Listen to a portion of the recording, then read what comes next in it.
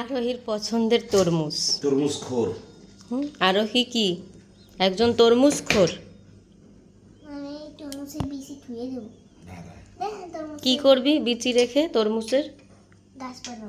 গাছ বানাবি? তারপরে গাছে তরমুজ হবে? তাহলে আর বাজার থেকে তরমুজ কিনতে হবে না, ইয়া মজা হবে, তাই না? প্রতিদিন তরমুজের এখন দিন না, এখন বাজার থেকে তরমুজ কিনে আনা লাগছে তোমার জন্য।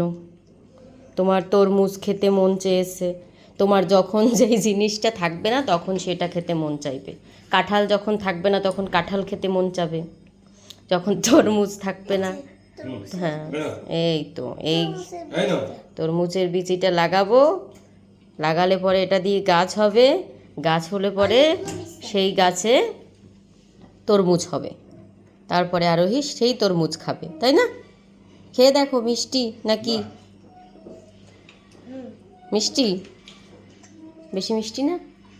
আরে এই দিনে তরমুজ কি বেশি মিষ্টি হয় নাকি? যখন তরমুজের সিজন তখন তরমুজ মিষ্টি থাকে। দেখতেই দেখায় কীরকম, সাদা সাদা সাদা তরমুজ, হালকা সাদা তরমুজ। কি এখন তরমুজের জুস বিকেলে বানিয়ে দেব? হ্যাঁ, এখন পরীক্ষা, এখন পড়তে বসতে হবে।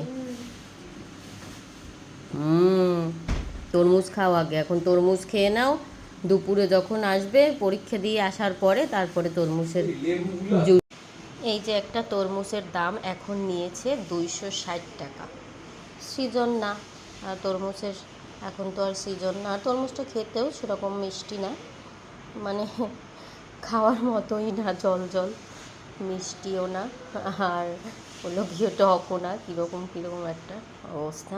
তো 4 ভাগের 1 ভাগ এই যে আরোহী খেতে চেয়েছে, এর জন্য তার বাবা তার জন্য নিয়ে এসেছে, এই অবস্থা।